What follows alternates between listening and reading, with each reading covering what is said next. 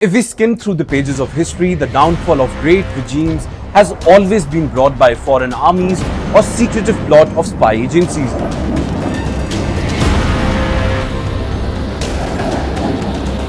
But now, times have changed. Promise of change ring hollow as the Ayatollah refuses to budge. His solution: blame foreigners, demand sacrifice and punish dissenters.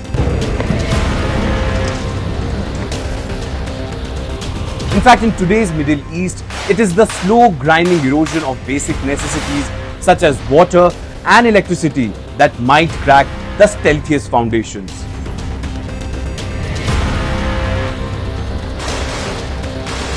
In Iran today, the very regime that once prided itself on self-reliance and national resistance is facing its gravest threat, not from foreign military might, but from the taps that run dry and endless flicker of powerless nights.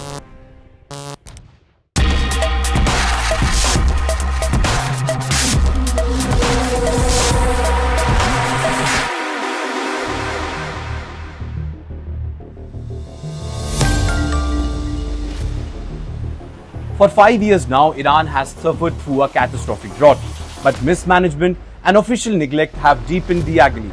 The great reservoirs that once supplied Tehran and its suburbs are now at just 14% of their capacity, the lowest in country's history, prompting dire official warning about water bankruptcy.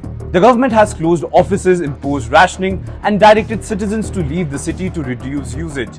Yet, none of these measures have adequately addressed the fundamental collapse of system overrun by decades of corruption and indifferences to the land and its people. It is not just about the water. Unreliable electricity has left tens of millions reeling. Constant outages, sometimes as long as 3 to 4 hours daily, have become the norm in homes and factories alike, crippling industries, killing jobs, and forcing a desperate reliance on whatever candles and batteries remains in the market. Even massive urban centers like Tehran endure rolling blackouts, while more vulnerable regions are left in darkness for far long. The promise of modernization ring hollow as regime's reflex remains unchanged. Blame foreigners, demand sacrifice, and punish those who organize or even speak out.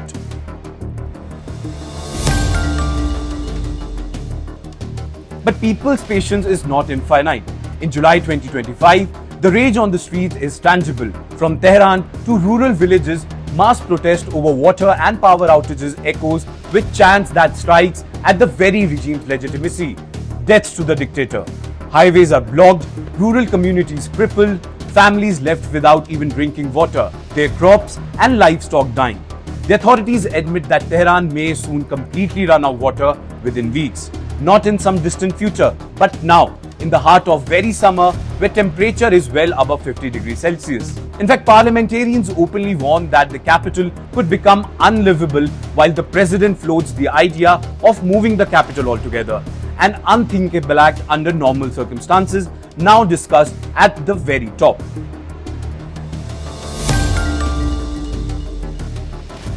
The regime under Supreme Leader Ayatollah Khamenei clings to its ritual and rhetorics, labeling every disaster as a foreign test and every protest as the work of enemy abroad. But no slogan can hide the visceral misery of days without water, nights without light, and futures with either. Every failed promise on scientific progress, economic justice, or religious glory pales against the daily suffering of millions. People grow increasingly impatient. Their anger boils over, and not just over social media, but on those very streets, in strikes, and in their willingness to risk brutal repression for a chance at basic dignity.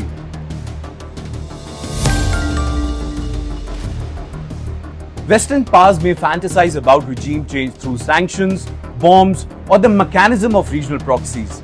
But if the Khamenei regime falls, it is more likely that it will be toppled not by American stealth bombers or Israeli covert operations, but by the silent, unstoppable pressure of a population denied its most fundamental rights, the right to water, light, and life itself.